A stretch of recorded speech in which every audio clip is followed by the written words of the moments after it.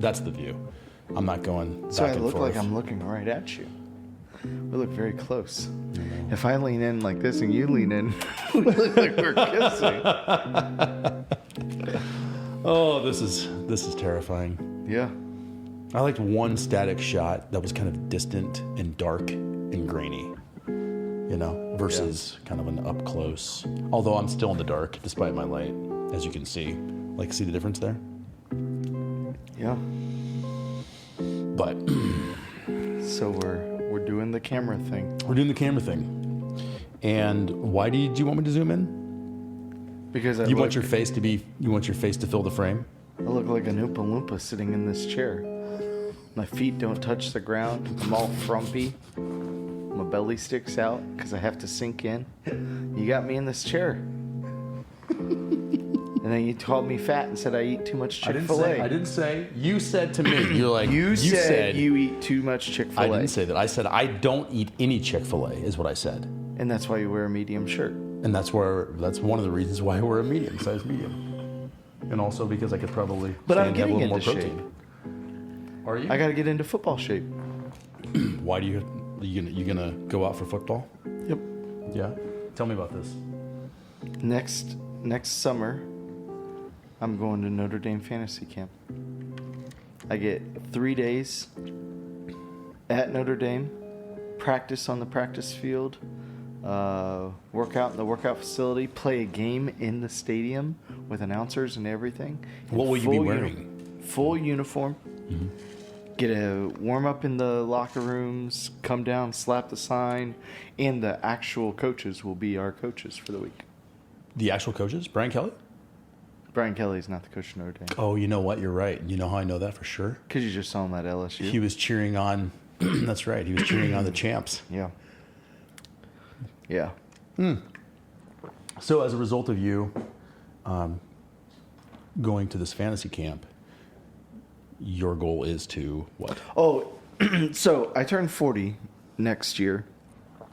And my dad and I have talked about going to fantasy camp for forever. And Dad said that for my birthday and Christmas and the Christmas after and after and after, my present would be going to this camp. But he said he was going to give me some criteria. I have to be able to run an 8-minute mile. Okay. He wants me to run a 40 under 6 seconds. He wants me to be able to do the get a 40 into under 6 seconds. Yeah. What is your mile time presently? Incomplete. NA? If walking counts. Yeah. 14 minutes. I don't know. Okay. So what do you think you could run it in? I don't know. Probably 10 minutes. I can run faster than that. I think you can go faster than that. But who's gonna do you have to submit a spreadsheet to him? I think it'll be evident if I've gotten into shape. And he'll be going too, correct? Yep, and my brother-in-law. So do you have to convert to Catholicism? no, but we do get to go to morning mass before the game, just like the players do. Nice. Yeah. So Do they do that every game day? every game, yeah. Wow. They go to mass and then they walk from the cathedral to the stadium, and all the people line Yeah. the sidewalk and they high five everybody as they walk from mass to the stadium. What about night games? Do they go to early morning mass for even if they have a late night game?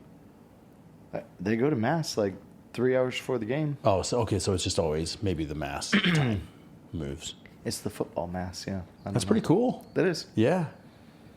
My brother-in-law's friend went, and this year, and that's what kind of precipitated all this. We saw all the the pictures, pictures. and I mean his profile picture right now is him in full Notre Dame gear, helmet, pads, everything, jersey, standing with Coach Freeman in the locker room tunnel, right next to the "Play Like a Champion Today" sign. And it's when you saw that picture, what emotion did that evoke? Covetousness. Which of the sins were you committing? Covetousness. I told that the price of the camp I would pay it just to have that picture. Were you angry? Oh, no. You weren't Jealous. angry. Jealous, envious? Yes. Okay. Yeah. Yeah. It's pretty amazing It is. opportunity. It is. And do other schools do that? Not that I know of. No, they should. They should. I mean, like, Do you know what big programs? Nebraska would be a program that it'd be should have something huge, like this. right. It would sell out every year. To get to meet the coach, have the actual coaches coaching you throughout the week. The and uniform, the access. get to play on the field, and So it's a flag football game. I didn't say that. You're in full pads, but it's a flag football game. And the average age is 49. So it's going to be awesome. Average age is 49. Yeah. Wow, that's old. Yep. Do you think that you'd be a better flag football player or basketball player next year when you're in shape? Oh, I don't know. Flag football? Do you think you'd be a better flag football player or tennis player? Aaron, next summer, you don't stand a chance. Because when I get I get this body in fighting shape, basketball, tennis, I'll whoop you in anything. The biggest question for me is, like, since I've torn my ACL, I haven't really done anything athletic. I mean, I used to do softball, I used to play open gym basketball and all that. And after, being out for a year, that's going to be the interesting part, is getting myself back into condition, and because I haven't played anything. What did your PT say about like exercise, strengthening, all that stuff?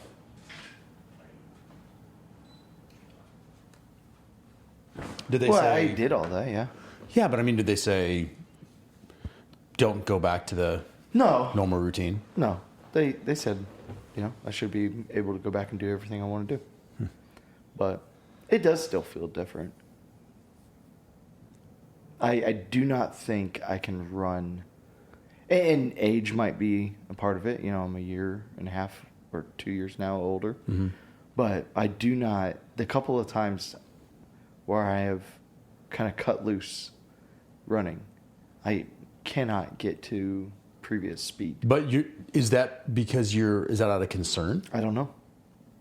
The mind does weird things like that, yeah. Oh yeah.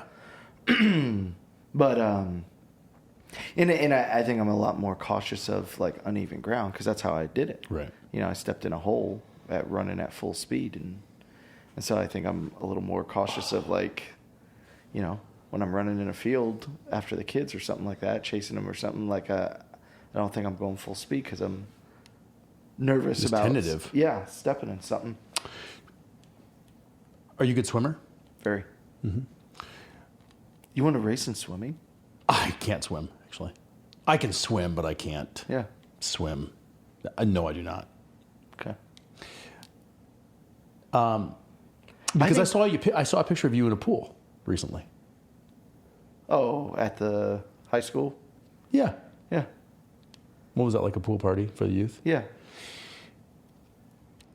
Were you wearing like... What were you wearing in the pool? What was I wearing? Yeah, what were you wearing in the pool?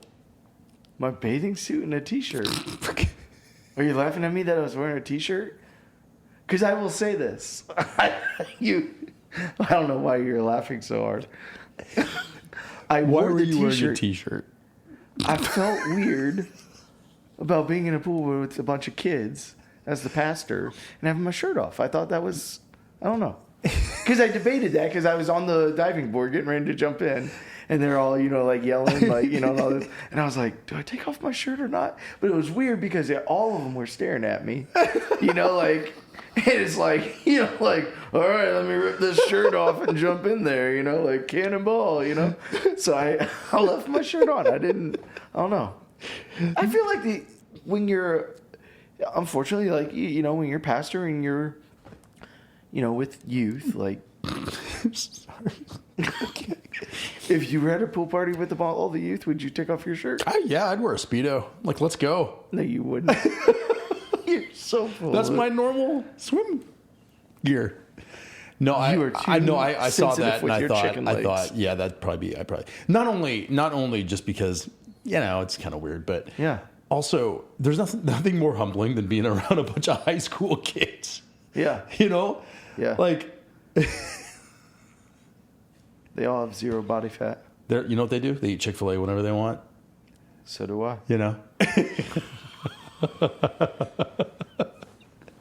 Was it like a swim shirt? Or like it's a regular T-shirt? It was a T-shirt. Oh. It was a T-shirt that I wore. That's so uncomfortable. Yeah. You should get a swim shirt. Is that weirder? No. Like, hey guys, No, I think that's, like a swim, like when you get out of the pool. When you get out of the pool, that thing just like shirts, hanging on you. Little kids. No, they make swim shirts for big kids too.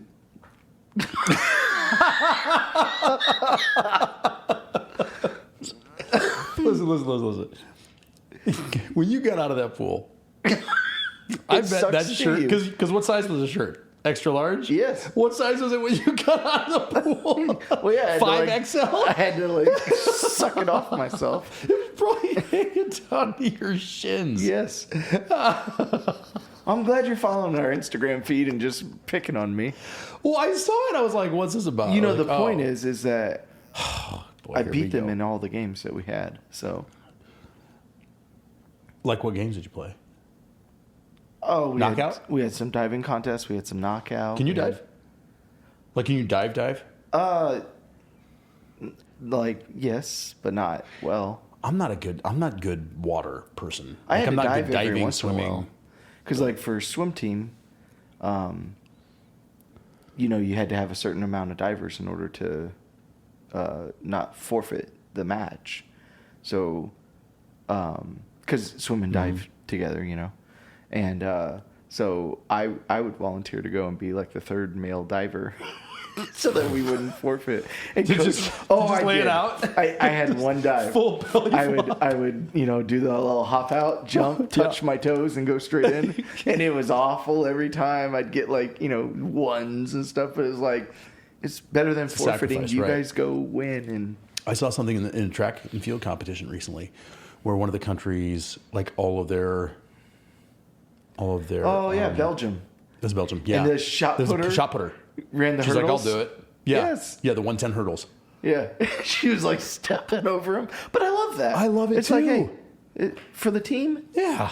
I'm not going to forfeit. And she got done there all hugging her and stuff. Yeah. That was awesome. Yeah. That's interesting. Well, I'll be sure to invite you to the next high school pool party so you can... Give me a lot of heads up. For what? I'm going to go grain-free for a long time. When's the last time you had a piece of bread? I don't remember. Yeah. Yeah. Mm-hmm. I'll make sure they all point at you and call you fat. Exactly. Yeah, that's what you don't want. That's what you're worried about?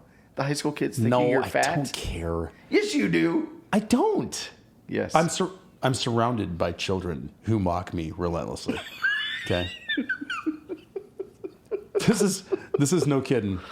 We were playing volleyball in the driveway last night with Leah, and she's like, at camp, they taught me to do this. And so you bump it with your left arm, you bump it with your right arm, you bump it with both arms. Okay? Yeah. You need to take that? No. Okay. You bump it with your left arm. Yeah. You bump it with your right arm. Yeah. You bump it with both arms, and then you bump it with your head. And I was like, well, let me try. And so, do, And I was like, be impressed. I just did it. They just did the thing. And she goes, well, you have a huge advantage. Speaking about this. Yeah, just right out of her. Just boom. Yeah, I get mocked relentlessly here. I wonder where she gets that snarkiness from. I mean, it's almost like it's genetic. That bite, it is genetic. Yeah. Yes. From the person who sees a picture of me and holds on to it in their memory bank for 2 days so that they can mock me on... No, I wrote it down. Because you're old and you forget. Want to see the one note I took? The one note. Ready? Podcast. Youth. Because I want you to be comfortable. I don't want you to feel like you got to wear a T-shirt all over. I think a pastor should wear a T-shirt when he's in a pool with a bunch of youth. So where does it stop? Should you have worn long pants? I don't know. Were your knees showing? They were. I'll So tell you what's what. the difference? Boys now with them short shorts. Yeah. I mean, that was just so different from when I was in high school. Like, yeah, them boys aren't afraid to show some thigh. Well, I was those like, are the shorts that I wear. they as are you the shorts. commented. You do wear shorts. Skies out, thighs out. Yes, exactly. So when I was in high school, the basketball unis were pretty short then. Well, in the 'Cause I'm a full 70s, that was 11 popular. years, not 70s. Come on, man, 80s, early 80s, and When then I it was got born. absolutely, utterly ridiculous. Yeah. Ridiculous. Oh, yeah. Where the basketball shorts are down below their knees. They were mid-calf. I mean, come on. Yeah. How do you play basketball in those? Right. Yeah, like in the Allen Iverson days. Yeah. But you know who never gave in? Who? Stockton. No, he always He had stuck the with the shorty shorts. shorts. Yep. Yes, he did. Yeah, he looked like an anomaly out there. Yeah. With those shorty shorts. Yeah, I mean they're called shorts for a reason. They're not supposed to be. They're not called longs. Look at you. Wise. So how's summer going? Fine.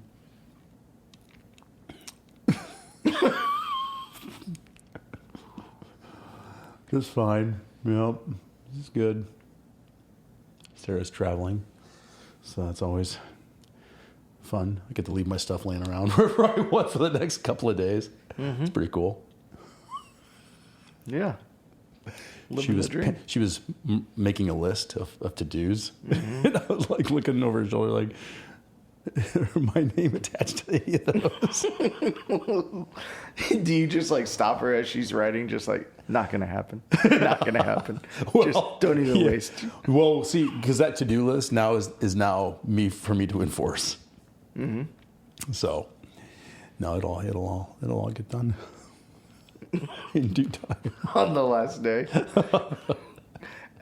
minutes before she comes home. What's the phrase?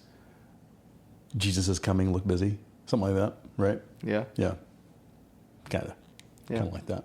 Gotcha. But yeah, I got the old 4th of July holiday coming up. Yeah. You guys do anything for 4th of July? Do you even celebrate it as being part Chinese? Like, is it hard for you? Because our countries have tension. Which side do you pick? I bleed red, white, and blue. I know she put red first. Well, because blood is red. Okay. Is that why? Uh-huh. I think they do some kind of like boat parade out here. Oh, nice. I don't really know. Your neighborhood probably blows up. Oh, I hate my neighborhood. They already started. The guy across the street, he's told us, somewhere in the $10,000 to $15,000 range every 4th of July. We don't go anywhere. We sit in our driveway and we have the best show in the house or in the city because he goes and buys professional fireworks and our house rattles. And so I have my hose ready and I sit next to my house watching this and just hoping nothing falls on my house and burns it down. But like our first year, because his kid has I'm going to say it, but, well, I won't say the actual name, but he has a YouTube channel. It's Pyro Will. That's his name. And Everybody go out and check it out. yeah. And he shoots off these fireworks, but he'll start already. Like, we'll just be... And the reason it bothers us so much is our dog is absolutely petrified of them. Oh. So, it's a Thursday evening, a week and a half before 4th of July, and we're just eating dinner, and boom! I mean, dishes rattle. I mean, like, just sounds like bombs go off, and our dog, runs downstairs. She's shaking for the rest of the night. She won't come out, and yeah, it's like my neighborhood goes nuts for the next week and a half. But it's getting sad because like we're walking. We usually walk Maddie, our dog, in the evening, but people have shot off fireworks while she's out there now. Oh. And she like runs home like choking herself, and so we're like walking her during the day so that nobody will shoot off fireworks, and she's terrified. She won't go. Like we're having to like drag her and her tail's between her legs and she's like, on the ground. It's like, honey, they're not going to shoot off anything right now. Come on. But you don't know that. Yeah, I don't. And yeah, I just wonder, like Joe and I laugh, like it's frustrating in the moment as you drag this dog through the neighborhood. Like you need to go for a walk. I just wonder what's going through her mind. Yeah. Like, you crazy people. Yes. What are you doing? It's not safe. The sky is exploding. It's unsafe. What are Did you drug her? Trazodone? Oh my gosh. When it gets to that weekend and stuff. Yeah. The poor thing's just in a stupor downstairs. So our little dog is not at all, he is unaffected by it. How old is it? He's 6, I think. Oh. Because see, Maddie for her first year or so wasn't. And then all of a sudden it just got worse and worse. Yeah. It would be like a thunderstorm would maybe get her to like come sit by you, to where now like she can hear thunder 30 miles out and she's like downstairs shaking. And you're just like, okay. Our dog is not afraid of fireworks, but he is afraid of sporting events on television. What? Mm-hmm. How does that work? His whole demeanor changes, and he'll just go run and hide when there are sports on. And I found out last night that it doesn't matter what the sport is, even if it's the most boring of sports. Because we were watching baseball. How does your dog know it's a sporting event? I don't know. We were in bed watching the end of the game. He was usually just like sort of sits down or, lays down or does his thing. Last night, he was sitting in between us, like right here. And his ears were all flat to his head. And he was looking at me like this. Do you yell and stuff? Do you clap? I don't think I yell. There's something about it. I don't know. I don't know what it is. So, like, we'll watch basketball pretty regularly around here. Mm-hmm. And he runs and hides. Or UFC. Yeah, he hates that. I don't know. I don't know what it is. I don't know how he knows. Football, same thing. But I thought maybe it's just the action or the sort of the loudness of the game. But even baseball, which is not very active. I was like, Sarah, what's wrong with your dog? He's just staring at me. Yeah. Yeah. Give him some trazodone. To watch sports. He actually got some trazodone once. Mistakenly, he got the other dog's pill. Yeah. That was a pretty rough 48 hours. Yeah, he's a little dog. Yeah, he's like, he couldn't finally took him to the doctor and they're like, well, it's too late now. I thought you loved baseball. I mean, that's where you went for Father's Day. You've gone a couple games. Yeah, 3 games. Mm-hmm. You love baseball. Yeah, I do. Your kids know you well and got you something that you love. And my wife knows me well. Yeah. I cannot wait for the next sermon series because we're going to get to talk about your marriage so much. Well, we're going to talk about your marriage too. Yeah, but your Are you stories saying that I have animated. marital problems?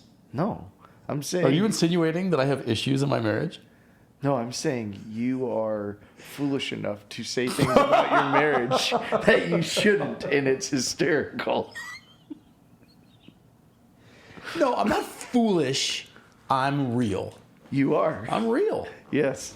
I'm a man of the people. Okay? I'm the real one. That's right. I'm the real I can't wait. Oh. It's actually well, and you know this about me. I don't pretend. I don't play pretend. I'm not a good actor. Yeah. If like I'm feeling something or I'm thinking something. Yeah. Out it goes. Yeah. And it's served me well throughout life. Yeah. For instance, yesterday, Aaron has his mid-year review. Oh, no. So our mid-year goal review. He walks in, sits down, and goes, "I'm in a terrible mood today." Christine and I looked at him and were like, "Oh, okay. Well, that'll be fun." I was. Thank you for the announcement. Didn't you want to know? Wouldn't you want to know? No, keep it to yourself. One of your staff, one of your parishioners, if you will, is in a bad mood. Wouldn't you want to know? No, if they actually had something bad going on, I'd want to know. But I don't care what mood you're in. Wow. So my life is all what? Sunshine and rainbows and butterflies. It should be, yeah. See, this is the mistake that we make as Christian leaders. Is the I think mistake the we mistake make. we make is as an employee walking into our review, coming in and going, "Oh, I'm in a terrible mood today." I think that's a mistake. Why? Yeah. Well, because then I had to give you a good report. Oh, is that right? Yeah, I had all kinds of Because you were going to hold critique. back. You held back. Yes. That's you. Yes, I'm a holdbacker. You know that. I wouldn't had He passed with flying colors. I by thought the way. to myself, if I say this, it's going to impact how he treats me. I wouldn't have said it. Do you But think I also it know that you impacted don't me? care. I don't. Dude, you know the only time I play pretend? The only time I play pretend and I'm not real is when I walk into the gym with my trainer. That's the only time. Because if I've had like a rough night or if I'm sore or if I got like if I got a kink or something like that, Yeah. at 50, that happens. Yeah. I don't ever, because he always says, "How are we feeling? How you doing?" Yeah. And I always say, "Good." Yeah. That is my answer every single day. I'll never say, "Oh, I'm tired," or "Oh, I'm sore," because he doesn't care. Yeah. And in fact, that actually might make him Work you harder. ramp it up Yeah. a smidge. Yeah. I'll always tell him after the fact. That is the only time that I am not openly upfront and honest. Okay. I'll remember one time leading worship. This is years ago. I was having I don't remember what the situation was. It was probably marital problems. Oh, I hope you guys watch the video and see the face he just made. Shout out to Dave Dorr for helping get all this set up. I really hope it's working. It says it's working. So, Where's it going to be posted? Where can they watch it? well, the best thing about, so podcasts are meant to be listened to. I don't really watch streams or podcasts like YouTube. I listen to a lot of them, but I don't I don't watch them. But where they're really good is you can take clips and then use them for social media. Okay. Like a short video clip. You can't post an audio clip. You can, but Yeah. that's kind of silly. But you can post video clips. We'll post it to our YouTube page, our YouTube channel, and we'll put it on social Okay. if it works. So this is literally just for clips? He talks a lot. He talks really fast. Dave's very smart. Yeah. And he knows a lot of stuff. Yeah. And I'm not. Yeah. So he was sitting here. He's like, "Okay, can you do this? And you touch this?" I was like, "Whoa, what? What happened?" So I was trying to follow along, and then he left. And then last night he sent me a text. "Don't forget to do this." I was like, "I don't even remember talking about that." Don't forget. But anyway, he's great. The guy just gives of his time and talent and treasure in a way that is really admirable. Yep. All this for clips. Yeah, maybe. Maybe. Okay. I mean, if somebody wants to sit down and watch, an hour of us All your sitting facial here, expressions? all my facial and my talking with my hand, holding my glasses. I don't know why I'm doing that. Or all the times that you hold the mic and whisper something to me? Right. Or when are you good at reading lips? Yeah. Biden got caught on a hot mic. Yeah. Did you see that? Which time? I sold a lot of American secrets or government secrets. Yeah. I'm sure he was kidding. Yeah. This is not a political podcast. It could be. Oh, it could be. Let's go. It is a religious podcast talking about the sermon. And an educational podcast. So, And there's some politics involved in your message last Sunday. Yeah. Where? Well, in the fact that he was interacting with government officials. Oh, okay. Yes. Yes, he was. Pay attention. Yes. So yeah, we wrapped up the book of Acts with Paul. I mean, Paul's story is Oh, crazy. that's awesome. Yeah, I mean, just absolutely crazy. The book of Acts ends with Paul. He gets to share his conversion story in front of the governor over the region, in front of the mayor over Jerusalem, in front of the king over a large territory that includes Jerusalem, and eventually in front of Caesar himself. Mm-hmm. I mean, unbelievable. And he's imprisoned, he's shipwrecked, he's bitten by a snake. Which of those would be the worst to you? Imprisoned in the inner cell in the stocks, being in a 14-day storm and get shipwrecked, or being bitten by a viper? Which one of those? You have to pick one. If I have to pick one, if I dissect these, I don't like snakes, and the idea of being bitten by a venomous Venomous? or venomous? Venomous? What are you saying? Phenomena. Da-da-da. Bitten by a snake that has venom? Yes. Venomous. I think it's venomous. Now you're making me so conscious. I don't know. Like that's terrifying because it should have killed him anyway, right? Right. And you would think, well, I'd choose to be imprisoned, because at least I'm not even being bitten by snakes. But imprisoned? That doesn't sound very good. No. Shipwrecked? Well, I'm not a good swimmer. Yeah. So I still got to go back to the snakes because when you said that out loud in worship, I was like, that's where my head goes. Mm-hmm. I put myself right there getting bitten on the hand by a snake. He's like, that's good. Yeah. And then people were what? They were terrified. They were terrified of him. Right. Shakes it off, and he lives, and goes around and heals people. Would you do that? Yes, wouldn't you? Right away. That doesn't make any sense to me. Why? Okay, I have a venom inside of me that's going to kill me, so let me suck it out into my mouth. And then spit it out. Yeah, it's in my mouth. Yeah, but it's in your blood. You don't want it to get in your bloodstream? You don't think it's going to in some way get around in your mouth? I don't know. I just know that it's going to kill you. I'd rather just... Oh, I just can't even think about it. It's you don't like snakes either. No, I don't like snakes. Yeah. But I'd probably pick the snake. You'd pick the snake? Over imprisonment or... Oh, you would? And the waves and the storm, that's terrifying to me. You know what the reality of this is? His story, and particularly from your message this past Sunday? What? It leads so well into this Sunday.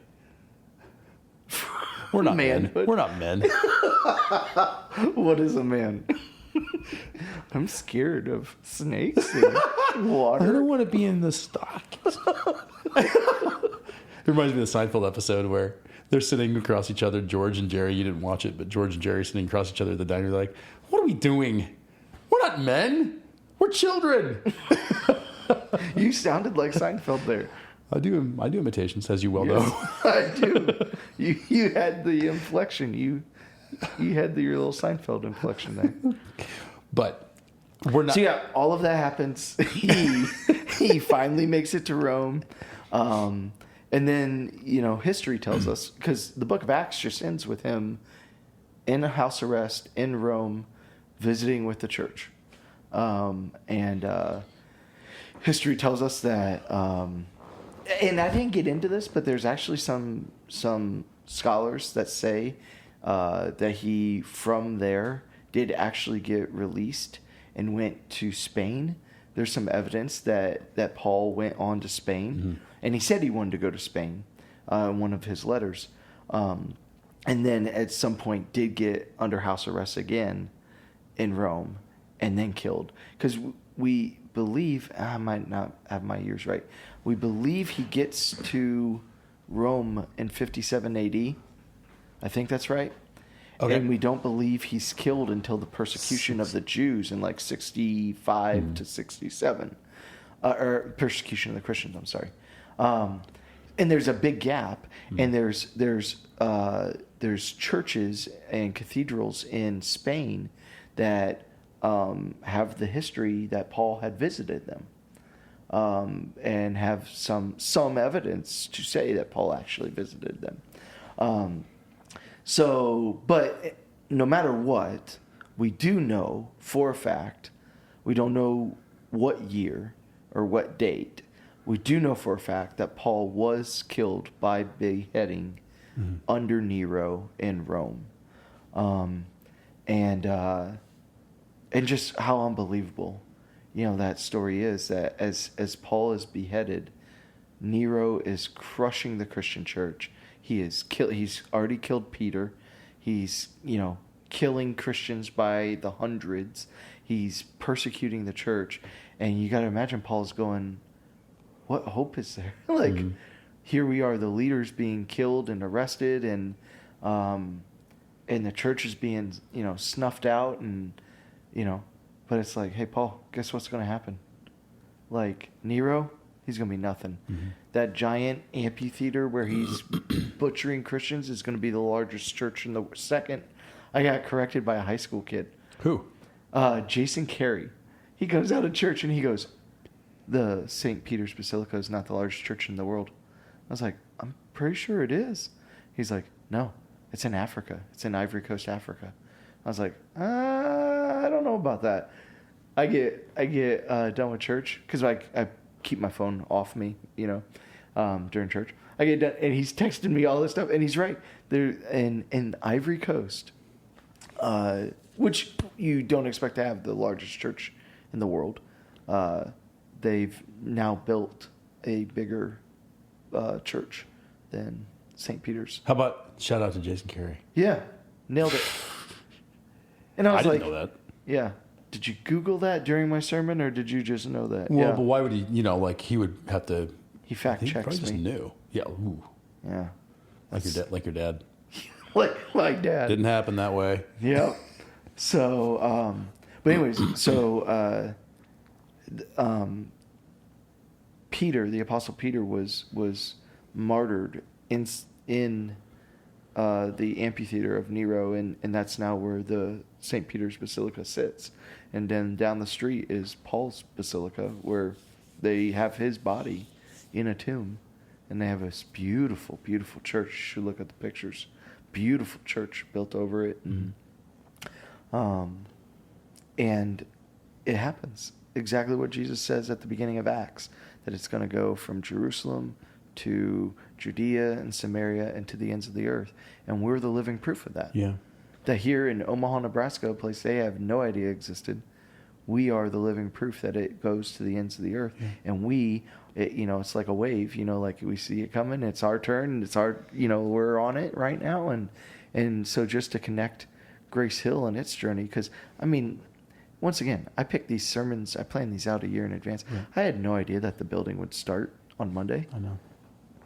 But, what is the incredible timing that the week we get done with Acts, where we say, and now it's our turn to carry this momentum, to do whatever it takes, to share our stories, to share it to anybody and not hold it back. Yeah. That was the lesson, was, look, our stories are enough. We think, I need to have this big testimony if I share my... No, you don't. You just need to share your story. This is who I really am, and this is what God's really done. Because that's the power. Not that you have this perfect life. That's not what gives power to your story. What gives power to your story is, this is who I really am. This is how I really struggle. And God would love and forgive and die for a mess like me. That's what changes the world. And that's what Paul did. Paul literally, his conversion story is, I was murdering Christians. Can you imagine, standing in front of a church of Christians and being like, 20 years ago, I was murdering you people. And now Jesus converted me, and now I'm spreading the gospel. Right.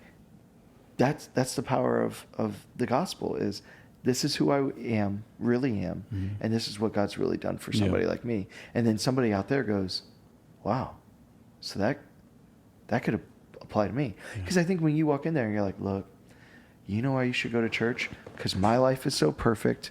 Because, there we go. because my life is so perfect, my marriage is so perfect, I'm financially well off. That's why you should go to church so that God will bless you like that. Right. And people go like, okay, I'll go. That's not happening for me. I didn't get all that stuff. And it's because that's not what church is about. Church is about, I'm a broken person in need of a Savior, and that Savior has come for a mess like me. And people go, I can connect to that. Yeah. And so our stories have power. And then the other thing that Paul teaches us is that we should not judge the book by the cover. We should not choose who is interested and who's not. Because in every situation he goes and he shares the gospel with people who, by all accounts, would have no interest in the gospel. And it says, and yet some of them believed. Not all. Not all. And in fact, a lot of them were against him. Right. But it says some of them did. Yeah. And it's like every single one of us, you and I included, there are people in our lives, whether they're family, friends, or neighbors or coworkers, where we're like, they wouldn't be interested in this. Right. I know their life. I see their life. I see what they're doing. And I love the line. Yeah, I heard it and I put it in the sermon. They're sinners. They wouldn't want this. Right. And it's like, wait a minute. We're all sinners. And that's someone once, whether it was family or whatever, someone once shared it with us. Who are we to deny them the gospel because they are what I am and used to be. Yeah. You know? And so we share with everybody, having no idea what God's going to do. And it's not a matter of want, it's a matter of need. Yeah. It's an urgent matter of need. And is there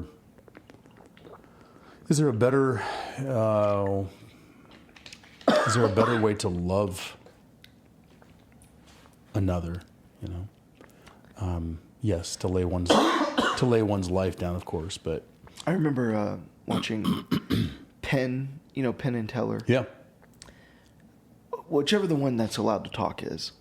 Penn, I think he's an atheist. Yes, I remember watching this interview with him, and he was talking about somebody telling him about the gospel. He said that he had a person at a show once, afterwards tell him about the gospel.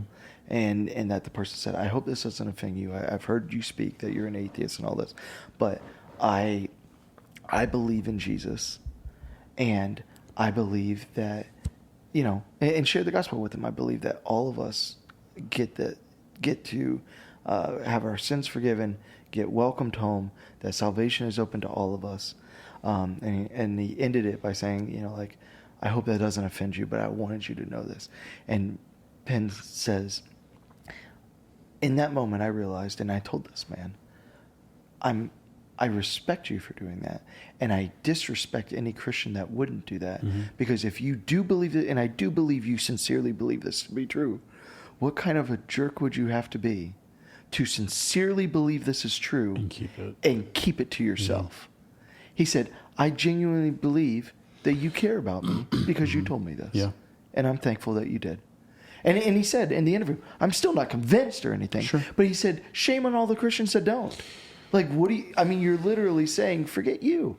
And I imagine on Penn's last days that he will be mindful of those words. He'll be thinking about those words. And it's not our job to, it's our job to go spread the gospel. It's not our job to forcefully convince those to believe. Seeds. Just to plant seeds. And if it takes the rest of somebody's life to their dying days for that seed to blossom, so be it. And it happens all the time. Yeah, it does. Deathbed confessions happen all the time. Yeah. Or conversions. I'm sorry, conversions. Deathbed conversions happen all the time. And I think that's the mark of the Christian is, look, you have friends and family that know you go to church, that know you believe, and you've never shared the gospel with them. You've never invited them because you've said they wouldn't be interested or the way they live their life, there's no way. And they, in turn, go, clearly you don't really think this is true, or you would tell me. I mean, that's because we think the response would be, if I shared this with you, you would belittle me, or you would laugh at me, or you would be angry at me. Unfriend me. But literally the outside world is going, clearly you don't believe it's true because you're not even sharing it with people. Or you do believe it's true. And what kind of person Yeah. would Right. believe that And not try and not try and invite me. Yeah. And so, yeah, we're called to share our story, and we're called to share it with everyone. Mm-hmm. This is who I really am, and this is what Jesus has really done. And to that point, we're not under threat of imprisonment No. or death. Nope. Because we're sharing this message. And there are Christians throughout the world that are arrested and beaten Yes. and attacked and murdered Yeah. because they are. Yeah, to this day. And it doesn't stop them. No. Yeah. And in fact, the church thrives under persecution. Thrives under persecution. Everywhere where you see the church being persecuted, it's growing rapidly. Yeah. Because when you see someone get arrested and they're told, turn away from your faith or we'll kill you, Yeah. and they say, I'm not turning away from Jesus, Right. and they go to the grave, they get beheaded, they get burned, they get whatever, that statement to the world, they go, whoa, there's something to this. Yeah. There's that this person would pray for their enemies as they're being killed, that this person would, and they say there must be something to this. Yep. Versus here in Western, American Christianity, where we're all comfortable and we're all good and we don't share the gospel and we don't bother anybody with it, and we pick and choose what we want to believe of it, and we hide our faith from people and stuff, and people go, it doesn't mean anything to Right. you. You don't share it, it doesn't change you, it doesn't, and that's the reality, that churches thrive under persecution for that very purpose. When people see how far you're willing to take it, I mean, it'd be interesting if America, like you always hear the doom and gloom. People are like, oh, they're going to start come after the churches, and we'll see. Yeah. But it'd be interesting to see how that plays out. And Who would still show up? I actually fully believe that. I believe that to be the case. Maybe not in our lifetime, but Right. I believe it to be the case. I believe it like we're on the doorstep of that. And yeah, that'll be an interesting time, which you would think be sort of nearing the end,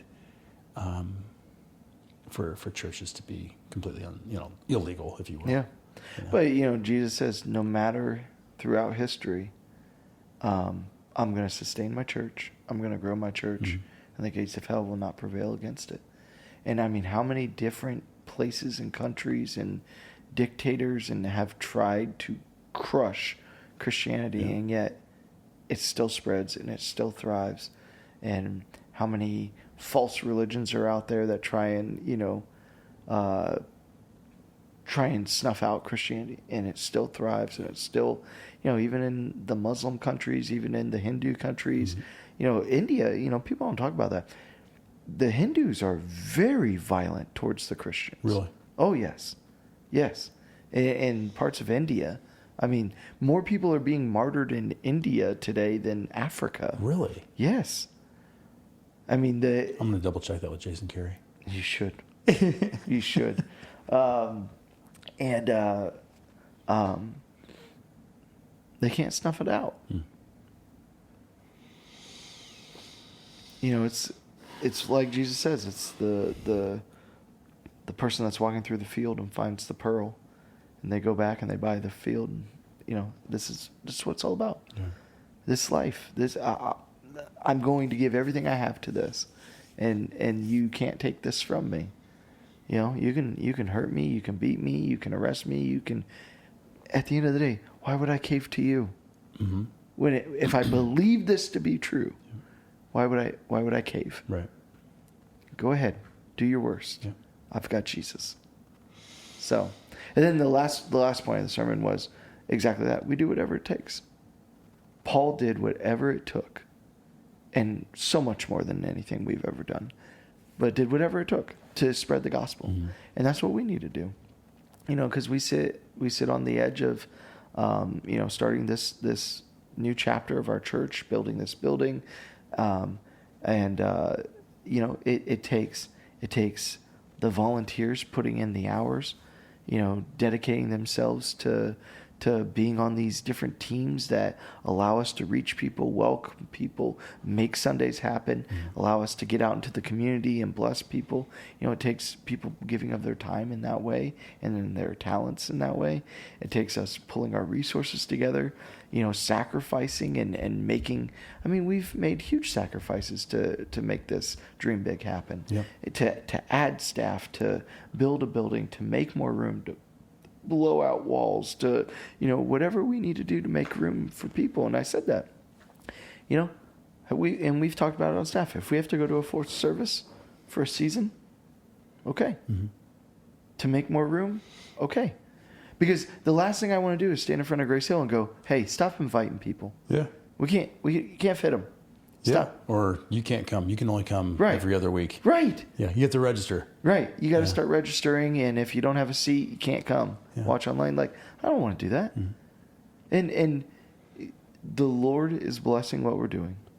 We're trying to be faithful. We're trying to preach the word. I mean, next sermon series is going to show, like, we're going to preach the word.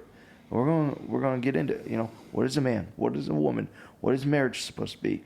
How are we supposed to do singleness and dating and then sex and intimacy? We're doing a whole Sunday on sex and intimacy, and we're going to get into what we need to get into. We're going to invite people to be a part of it.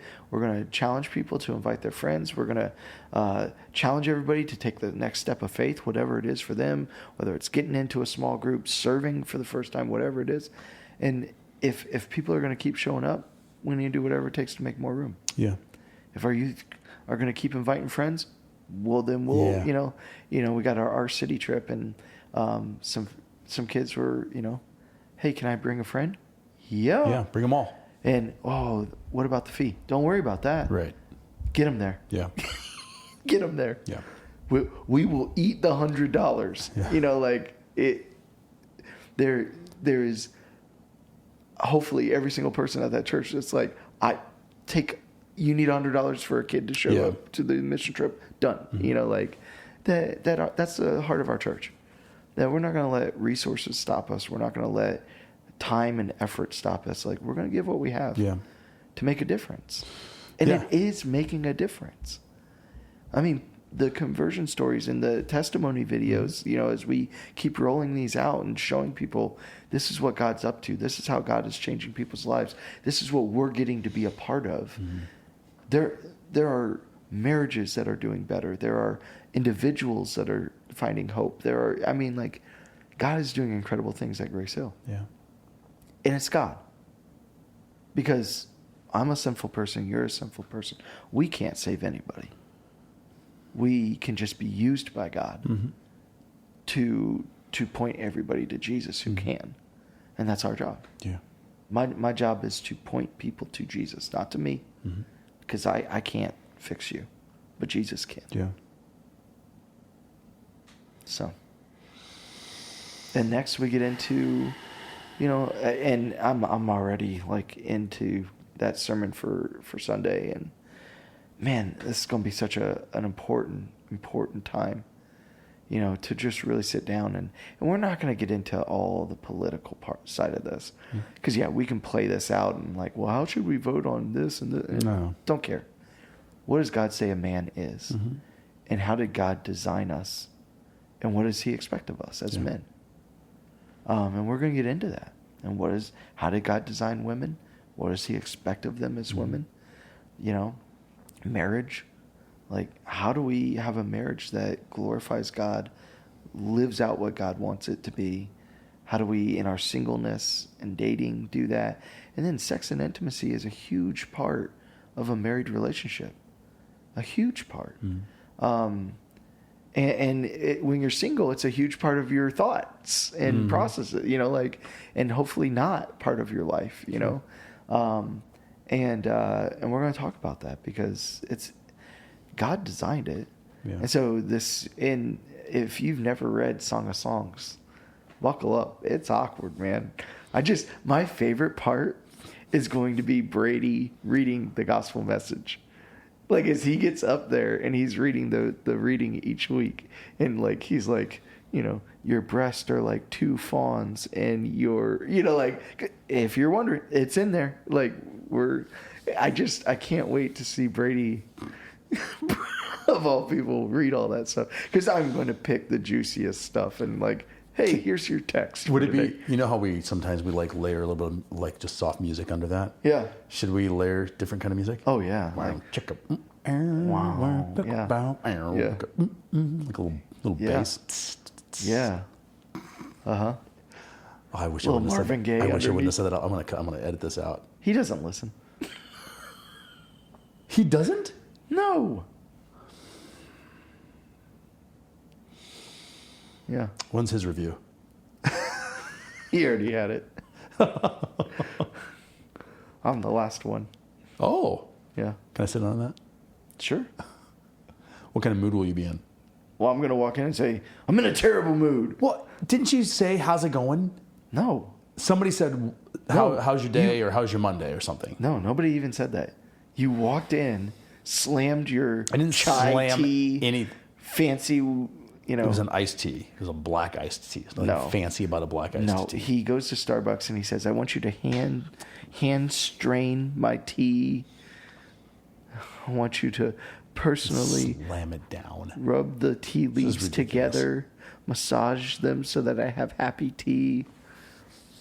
All your fancy pants stuff. Sweet tea from Chick-fil-A. That's all you need. It'll fix everything. Mm-hmm. Well, it won't fix one thing.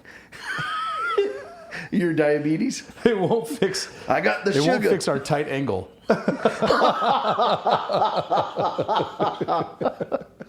Oh, true. Well, on we go, and looking very, very forward to this series. It's gonna be great. Got some fun stuff coming up. Obviously, with the building, that's gonna be a challenging time, but an exciting time. And I think just the more we pull back the curtain on that, people are gonna be really excited about what's to come and really what it means. So, good things coming. Monday at 9 a.m. I was sitting at the field. I was like, I want to see something. There was just like one guy in a pickup truck sitting in his pickup truck. I was like, you're like, come on, man. Come on. Do something. It's 9 o'clock. We got stuff to do here. Let's go. But then Christine went by at like lunch. She said there's like 4 trucks on the field and they were doing stuff. And I was like, all right. It's a process, man. Yeah. But hey, I don't know how long it takes to build a road, but a couple weeks, a month, we're going to have a road. We could probably do it ourselves. Yeah. Take my Camry and just run it a bunch, you know? Just mat it down. Whatever you got to do. You know, all that man stuff. Oh, the man stuff. Yes. Build a road. Just build the road. That's right. Yeah. I built a sidewalk once. You did? Yeah. Yep. You framed it up in the Dominican Republic. Oh. We went to, it was the Home of New Hope. It was a home for handicapped kids. Yeah. And they had a backyard with like, you know, plants and stuff like that. Couldn't but none of the it. kids could go out there. Right. And so, yeah, we cut, you know, and I mean, in the Dominican, I mean, like, all we had was shovels. Yeah. So, like, we dug out, we framed, and then we, by hand, made cement in a wheelbarrow with water and mix in That's a lot of work. shovel. Oh, yeah. Had to be in pretty good shape for that. Oh, yeah. It's been a long time ago? Yeah, it was. Yeah. Fueled by Chick-fil-A. Not really. You know what was weird? We did, now that you said it, we went to McDonald's there. Yeah. And it's like a high class. It's the nicest place. The staff was in tuxedos. Yes. Yeah, so when we were in Jamaica last year, I want to say that the nicest restaurant was the Kentucky Fried Chicken. Like everybody wanted to work there, everybody wanted to go there, and it was like the nicest place to work. It was clean, you know. It's just like it's like an upscale restaurant. Yeah, McDonald's cool. That was so weird. Like Man. you're like ordering a Big Mac and they're in a tuxedo. Now now my mouth is watering. For McDonald's? Yes, I love it. Oh, I know. I have not eaten at McDonald's in decades. Really? Oh yeah. Why? Because in the DR, you're like, it's not going to get any better than this. No. This is the best McDonald's ever. Don't tell me why. I'm not gonna. I'm there anyway, but obviously. Yeah, your chiseled physique.